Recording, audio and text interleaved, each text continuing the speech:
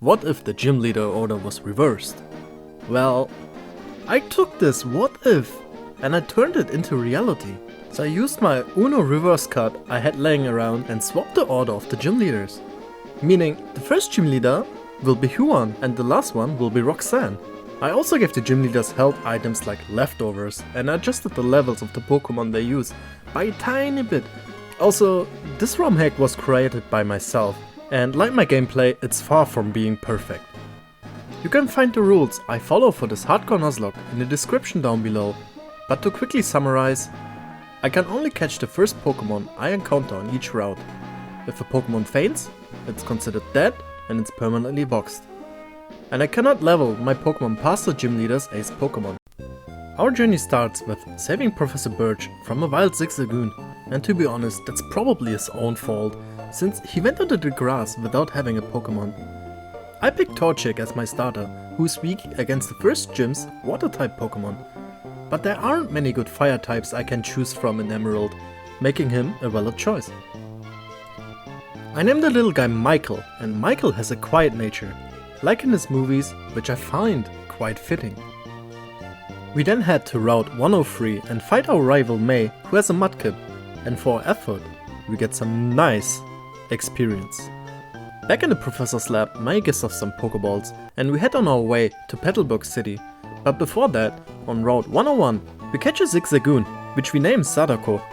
I'm sure she won't come out of the TV this time around. In Route 103, we catch a Wingull, and I name him Freddy. Welcome to the team, Mr. Krieger. And on Route 102, I encounter Lotad, and I name him Baba. Look at how derpy this little guy is. I love him. We arrive in Petalburg Gym, only to be welcomed by Flannery, who tells us that we are still too weak to challenge her and that it's a skill issue. I will be back, Flannery. I will be back.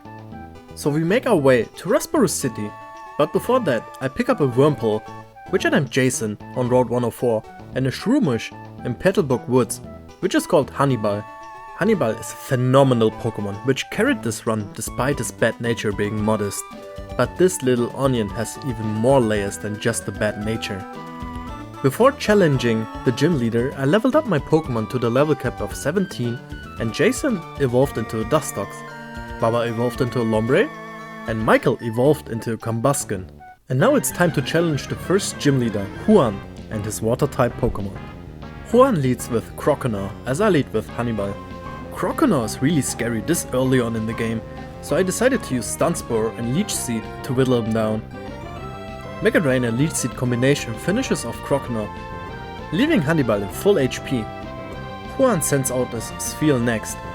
Fearing an Ice-type attack, I switch out Hannibal for Michael, as Sphere locks himself into Ice Ball. Michael uses a super effective double kick, which barely misses the KO. Sphere continues using Ice Ball, which increases in power every turn. A single kick from double kick is enough to beat Sphere, and Huan sends out his ace, Poliwhirl next. Anticipating a water type move from Poliwhirl, I switch into Baba. Unfortunately, he went into Hypnosis instead, which fortunately misses. Guess I am sometimes lucky. And since Absorb isn't the strongest move and Poliwhirl is holding in leftovers, this took quite a while. But eventually Baba took out Poliwhirl. Juan's last Pokemon is Tentacool. Baba sadly can't do much against him, so I switch him out for Freddy, who immediately gets hit by the Supersonic. Not risking any self-hits, I switch out Freddy for Sadako. Tentacool fires off a Poison Sting, which for once didn't leave my Pokemon poisoned. A headbutt from Sadako leaves Tentacool in the yellow, which also flinches. Another headbutt defeats Tentacool, winning me the first gym badge. Our next destination is Rosturf Tunnel, where I catch a Whismur, which I named Leatherface. Unlike all other hardcore Nuzlockers, I'm going to try my hardest to not let this Whismur die before becoming an Exploud. People who paid attention probably noticed that I didn't show my Route 116 encounter. Well, I encountered an Abra and you probably can guess what happens next. Yeah, and from here on out I will skip showing encounters and only show important ones. With the Wingull rescued, the old man lets us use his boat to reach Dewford Town. Honk if you're horny. The first thing I did was talk to this fishman to get my old rod. With the old rod I caught one of the best Pokemon in the game for hardcore Nuzlocking, a Magikarp. Welcome to the team, Ghostface. In Granite Cave I encountered an Aeron. Being a Steel and Rock type is an incredible defensive typing, a welcome encounter for my current team. Everyone, say hello to Lori. We reach Steven and confess our love in the form of a letter. Dear Steven, your wrist is sublime and I might commit a crime. Your heart of steel makes me kneel. I admire you the most, like your Metagross. And all he had to say was...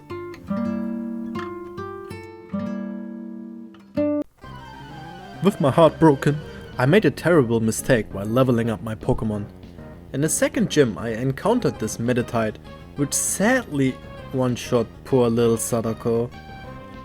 I knew it was a bad idea to keep a normal type out against a fighting type, but I honestly didn't think it would straight up one-shot. I will watch your videotapes a lot to remember you, wishing you would come out of the TV to greet me with your beautiful smile. But until then, rest in peace my little friend. But there's some good news. While leveling up to the level cap, Ghostface evolved into Gyarados. And now it's time for the second gym battle against Tate and Liza. This battle is a double battle, so I lead with Lori and Bubba as the twins set out Chimecho and Baltoy. My strategy is to leave Chimecho alive and to take out the right slot first. Bubba takes down the Baltoy with a Fake Out and Bullet Seed combo, while Lori uses Rock Tomb to lower Chimecho's speed. Drowsy comes out next and gets hit by a strong Metal Claw by Lori. Bullet Seed leaves it at low HP as Drowsy gets off a Disable, blocking Lori's Metal Claw. Unfortunate. Even more unfortunate is that Chimecho lands a nasty critical hit on Bubba. Fearing another crit, I switch out Bubba for Ghostface. Berries get eaten all around, healing the Pokemon on the field. A Bite and Rock Tomb take out Drowsy. Last is Solrock. I decide to switch out my low HP Lori for Freddy, fearing crit from Chimecho as Ghostface takes out Solrock with a Bite. All that's left is Chimecho, which in hindsight I probably should have focused first. But oh well. We win the battle and obtain the second gym badge. We now make our way to Slateport City, which is overrun by Team Aquagrunts, waiting to see the new Barbie and Oppenheimer combo in the cinema, forming a huge line. Before the movie starts, however, I catch 11, the Minun, and Leatherface evolves into Loudred. After the movies, two Aquagrunts want their money back and I quickly remind them of the cinema's no money back policies. If you're salty, how about you eat less popcorn? We meet May on Route 110, who gets swept by Freddy, a straight up massacre. Having arrived in Morwile City, we quickly send Wally back into kindergarten. I decided to head back to Slateport City and fish on the beach to catch a guaranteed Tentacool. Having good special defense and speed with an amazing water poison typing, Pinhead is a great addition to the team. The third gym leader is Winona and her flying types. She leads with Swablu as I lead with 11 the Minun. Swablu quickly goes down to 11 as Winona sends out Skarmory, who also quickly goes down to 11 Spark while also wasting a super potion. Really good. Her third Pokemon is Swallow, who goes for nasty Facade, leaving Minun with 12 HP. A crit would have definitely killed 11, I should have been more careful. Speaking of crits, 11 next Spark crits and takes out Swallow. Golbat comes out next as I switch to Lori, who resists all of Golbat's attacks. Golbat eventually crits and flinches Lori, so I have to switch again. I send out Freddy, who also immediately gets crit. Great. I switch to Ghostface, knowing Winona is going to use a potion to get off a free Intimidate. A couple of Dragon Rages take out Golbat. Last is Tropius. I fire off another Dragon Rage as Laser Leaf crits Ghostface. Knowing that I can live another crit with an Oran Berry heal, I stay in. And one last Dragon Rage gives me the win. It actually misses and Razor Leaf kills Ghostface. Dragon Rage has 100% accuracy, but Tropius is holding a Bright Powder, which has a 10% chance to not get hit by a move. that is super unfortunate to lose my best Pokemon like this, since it's my own fault for not playing around it. But I continue onwards. I send out Pinhead, who takes revenge with an acid, winning us the 3rd gym badge. We waste our time with some Team Magma and Aqua plot. You know, the classic evil team stuff they do, like conquering the world or flooding the whole planet. And while they were doing all that, I caught Megan the Numel on Route 111 and Dracula the Zubat in Meteor Falls. We defeat Maxi and stop him from erupting a massive volcano, which definitely would have killed thousands of people. But hey, everyone has their own ideals, am I right? It's 2023, we should respect others' opinions. And with that, it's time to tackle our dad. He leads off with Spinda as I lead with Hannibal. A Mach Punch leaves Spinda in the red as it confuses Hannibal with a teeter dance. Unfortunately, Hannibal hits himself in confusion, as my dad heals Spinda back to full. Another Mach Punch also barely misses the KO as Spinda fires off a super effective Psybeam, which leaves Hannibal in the yellow, putting me in a risky situation since another Self-Hit into a Psybeam would take out Hannibal. I switch him out for 11. Next is Vigoroth, and I make the biggest fumble in hardcore Nuzlocke history. I decide to stay in with 11 to get some use out of her, since switching her back in a second time might be too risky. So I fire off a Spark, which paralyzes Vigoroth, activating its Guts ability to boost its attack stat, who also goes for Facade, a move that gets stronger if user is suffering from a status condition. Did I mention it's also Stab? Yeah. Poor 11 took enough damage to die 3 times. It was a straight up murder. I'm so sorry 11. Losing my only electric type Pokemon really sucks. I bring out Hannibal again to take revenge with Mach Punch. Next is Exploud, a Pokemon Flygon HG has never seen before. I switch in Pinhead to tank a Flamethrower. Bubble Beam does good damage and Exploud fortunately misses some hits. Unfortunately, he gets a lucky Quick Claw proc, which puts Pinhead in really low HP. Next is the hidden ace of Norman's team, Linoone.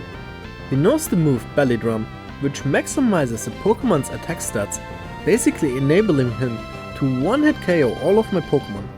I take a gamble and switch on the Hannibal to predict the Belly Drum, but Linoone instead went for Facade, which almost takes out Hannibal. I should have went into Lori from the start, since Linoone only hits her like a wet noodle. He finally decides to go for Belly Drum, while Lori hits Iron Tail, taking him out. Next is Slaking with his massive attack stat. This thing is scary, especially when he goes for the move Counter.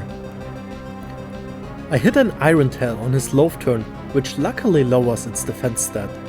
Not risking a crit or counter on Lori, I switch to Michael, who takes out the Slaking with a double kick. Norman's last Pokemon is a Tauros. From now on, every crit he gets, a Pokemon will die. So all I can do is trade blow for blow. Just look at this damage from a non-crit. The only other play left for me is to somehow tank a hit with Lori, so Tauros won't go for takedown when I swap in Claris the Machoke. I managed to get in Claris with full HP as Norman heals Tauros back to full with a Hyper Potion. A takedown crit will definitely kill Claris, but it doesn't.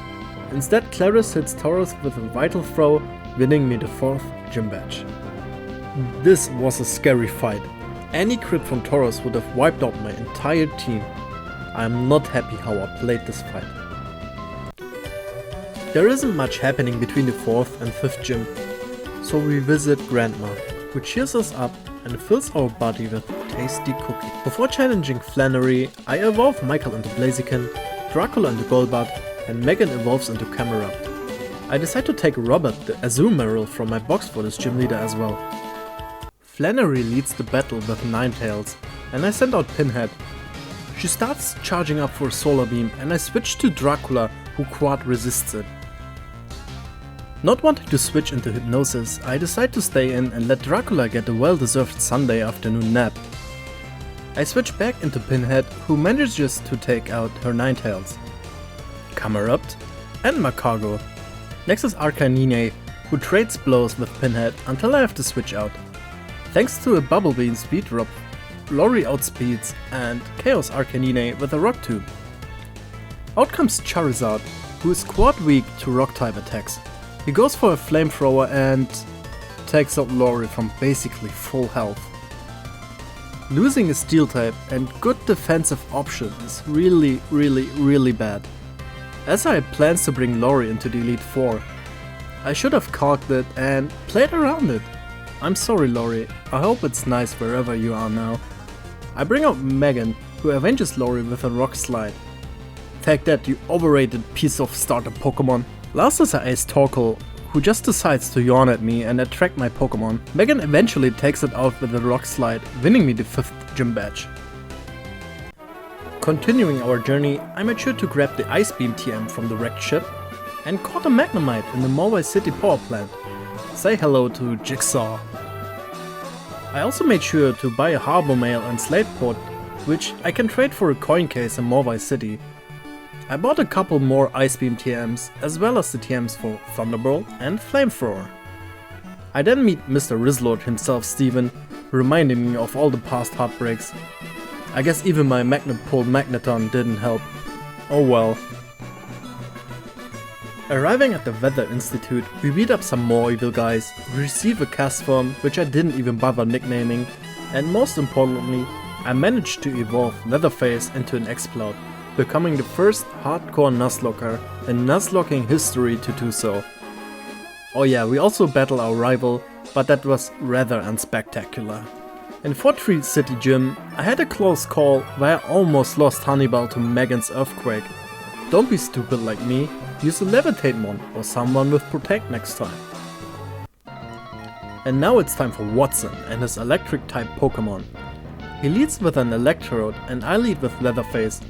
Electrode knows the move Self-Destruct, which he obviously goes for, which also crits and kills Leatherface.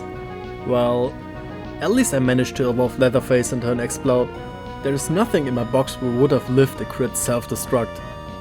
And the only one who could have would have been Lori. This one is slowly snowballing into more and more deaths and I have to be careful. I sent out Honeyball as Raichu gets chosen by Watson. This Raichu is also a massive problem, as it can counter ground type Pokemon with Surf. Honeyball gets paralyzed by Body Slam, but an equipped Cherry Berry heals Honeyball, who gets a clean one-shot with Sky Uppercut. Lantern comes out third. I miss in Sky Uppercut as Lantern paralyzes Honeyball and starts spamming Protect. I manage to break through and bring Lantern into the yellow. Not being in crit range just yet, I decide to go for the KO and I break through and I take out the Lantern. Watson goes for Magneton as his next Pokemon and I switch out Honeyball for Michael, who unfortunately gets crit by a Thunderbolt and dies. You know, it's always sad losing your starter. It never is easy. Michael, I hope you aren't disappointed in me as your trainer, wherever you are now. Rest in peace. I promise I will finish this journey for you. I avenge Michael with Megan, who also manages to sweep the rest of the battle with Earthquake, winning me the 6th gym badge. We make it through some tedious events, being the Team Magma hideout and the Team Aqua hideout. These evil teams never learn their lesson. We then reach Most Deep City and head into the gym. This gym is filled with scary double battles. Not being prepared for even one of these fights risked me losing the run, but I prevail and manage to reach Most Deep City gym leader Brawly without deaths. Brawly leads with Medicham as I send out Dracula. While training, I made sure to raise my attack EVs on Dracula as much as I could, but I made a huge mistake and forgot to level my Pokemon to the level cap. Oops. But Dracula still manages to one-shot the Medicham with a wing attack. EVs really are broken and I considered removing them entirely to make this ROM hack more challenging. What do you guys think?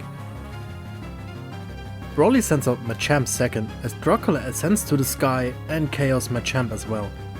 Fly deals more damage than wing attack, which barely KO'd. Third is Poliwrath, who survives the fly and hits Dracula with a super effective Ice Punch. Dracula then hits a critical attack wing attack and takes Poliwrath down. Next is Blaziken. I wasn't sure if a fly would take it out and I switched to Pinhead, who tanks the Thunder Punch. Tentacruel is a fast Pokemon and a Surf takes out Blaziken. Hitmonlee is Brawly's penultimate Pokemon. I thought a moment about what Hitmonlee can learn and forgot that I give him the move Earthquake. I mean, I made this ROM hack myself and I inserted the movesets myself and I still forgot about it. I am so sorry, Pinhead. There goes another potential Elite Form one. Dracula takes some swift revenge with Wing Attack as Hariyama is last. I sent out Damien the Vileplume to tank the fake out and put Hariyama to sleep. Then I switched to Baba, who evolved into Ludicolo with a Water Stone, who takes out Hariyama with a couple of surfs, winning me the 7th gym badge.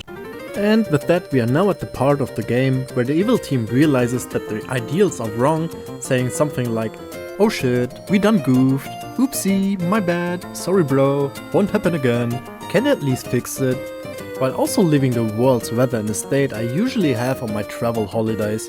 We find little Ray Ray vibing in his tower, which leads to one of the funniest cutscenes in Pokemon history. I don't know why, but having this green cheese string flying out like some kind of god had me laughing since I was a kid. Now, with that shenanigans over, it's time to challenge the last gym leader Roxanne and her rock-type Pokemon. Roxanne leads with Sudowoodo as I lead with my ace Hannibal. Thanks to Hannibal's modest nature, Sudo lives a Sky Uppercut, who retaliates with a weak resisted Rock Slide. I go for another Sky Uppercut as Roxanne heals Sudo. That's one whole Potion gun, already nice. Mud Punch seals the deal and Roxanne sends out my favorite all-time Pokemon, T-Tar. T-Tar sets up an annoying Sandstorm, but gets taken out by a quad effective Sky Uppercut. That's 2 Pokemon gone already, good job Hannibal.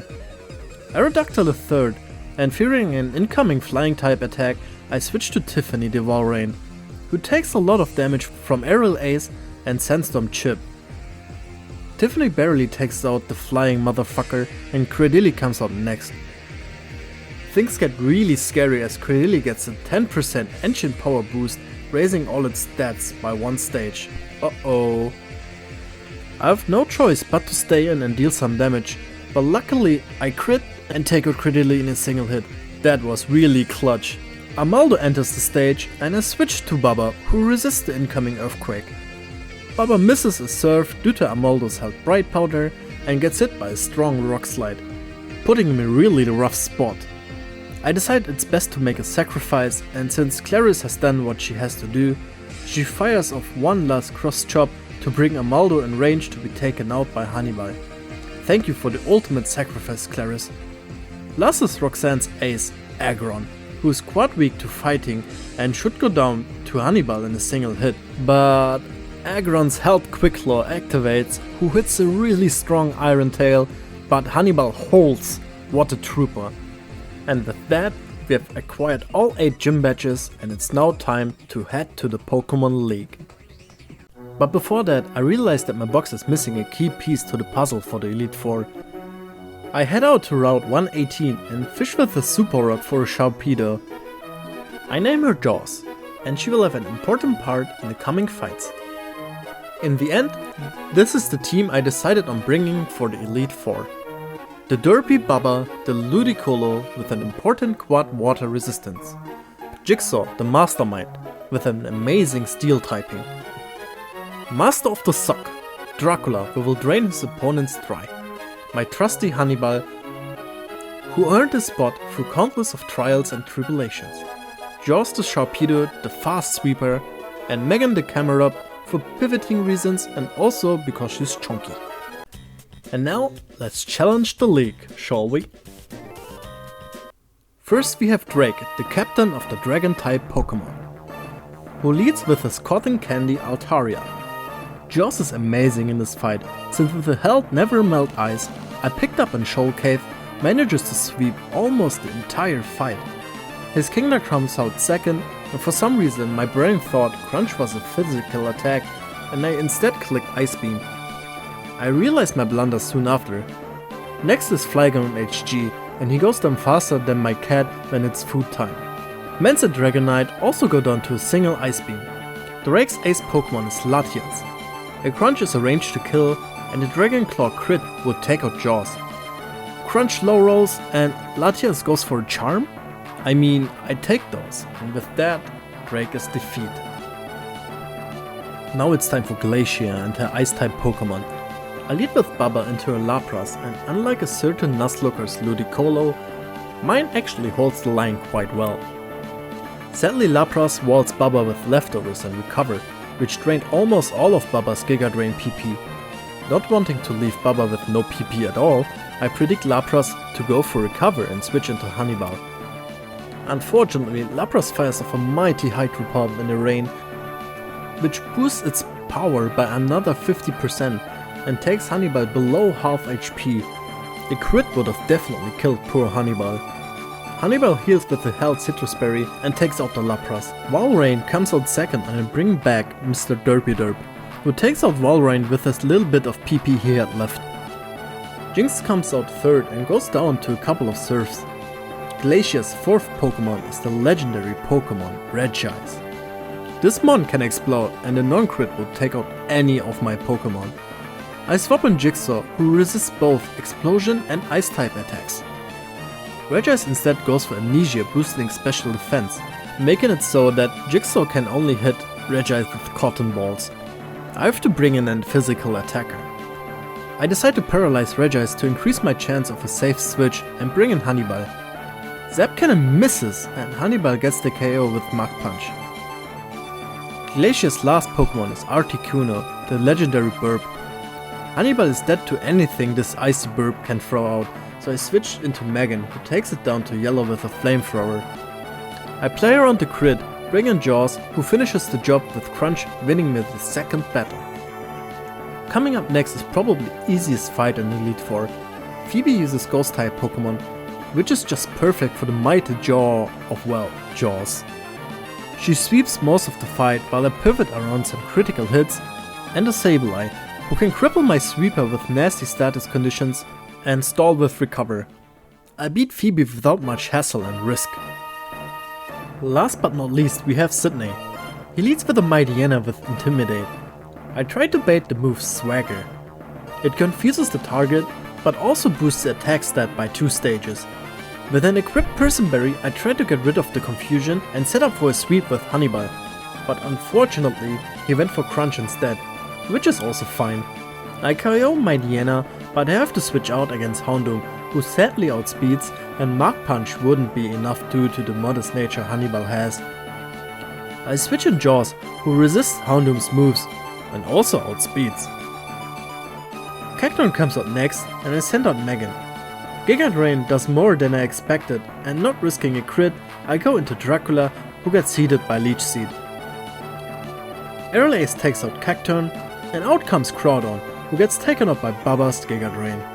Sydney wastes 2 full restores on his non-threatening Shift Tree, who gets put down by Ice Beam. Sydney's ace is Absol, who goes down to Surf, and all that's left now is the champion Wallace. Let's do this, team, for all the friends who lost their lives for us to come this far. Wallace leads with Wailord. I go for a fake out into Giga Drain to ensure the KO. This Wailord had a chance to go boom, which I wanted to avoid at all costs. That would have been a real mess to clean up. Tentacool is second and I switch to Jigsaw and take it out with Thunderbolt. An Imposter Baba comes out next and Dracula goes for Aerial Ace because Ludicolo is holding a Bright Powder and Aerial Ace can't miss. Milotic is fourth and I decide to take a tactical sacrifice to get a clean switch. Thank you for all the good sucking you did, Dracula. You may go to your friends now. I bring in Jigsaw again to finish off Milotic. Next is the mighty Suicune, who survives Thunderbolt, but goes down eventually, even through Calm Mind and full restores. Wallace's ace, Kyogre, is last. This is a really scary position, but thanks to Speed Eevee's Jigsaw outspeeds and brings Kyogre low enough, so Water Spout only does around half. Another Thunderbolt KOs Kyogre, defeating the champion and winning me the run. This honestly was one of the most enjoyable runs I had in a while. Reversing the leaders and Elite Four members brought in some really nice spice to Pokemon Emerald. It made me plan differently given the Pokemon available to me, and I didn't realize I would struggle in certain points. And I am stunned I made it through without a single vibe. while playing I realized I need to make some changes to movesets some gym leaders are using and maybe give some ice resisting berries to quad weak dragon type Pokemon. Overall, I'm quite happy how this ROM hack turned out. What do you guys think? What do you guys think I could or should change? I hope you enjoyed this video. I certainly had a blast playing it. And if you did enjoy this video, please consider subscribing to my channel, or Michael will stand in front of your window.